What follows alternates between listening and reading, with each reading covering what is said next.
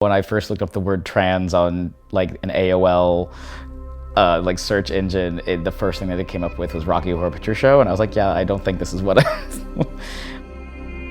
My name is Jack Thompson. My pronouns are he, him, and I'm living with HIV. I am a nerd. I am a hardcore, all the things nerd.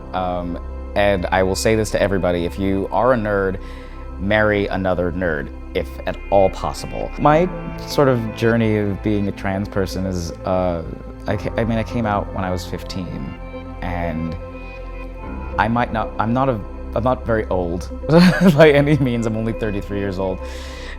But in the scheme of coming out time, a lot of folks that I knew saw me as like the trans grandpa, because I've just been in it. I've spent more of my life being Jack than not at this point. My school was remarkably supportive. All the faculty and staff was very supportive. I didn't deal with nearly the backlash that I had when I had come out as being a lesbian only a few years earlier.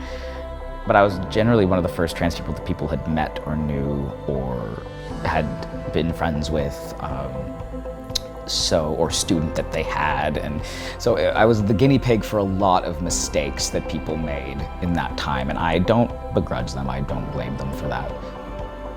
One of the many reasons why I'm so vocal and so adamant about talking about the fact that I'm trans is because I know that I can blend in.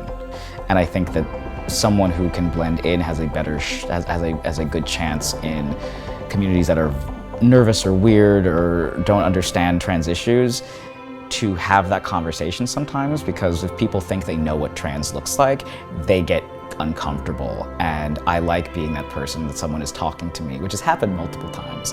With someone being like, yeah, there's so many more people now that there are people who were women and now they're men and they're in these, and I don't really know who I'm talking to. And I turn around and be like, really? And then you have an interesting conversation with them, and it humbles the other person to understand that they've been having this conversation with someone they had no idea was trans. And I think that after that, if there is someone who they perceive might be trans, they think that they know what that looks like, which is such a stupid concept, it makes it easier for them to have that conversation again, as opposed to never even wanting to go over and have a conversation with that person. So I figured the best thing for me to do is to tell people my story and the pitfalls that I have fallen into and the ways that all the things in my life have intersected. And if that helps and you resonate with it, I'm glad. And if it helps you see some insight into somebody else's life, great.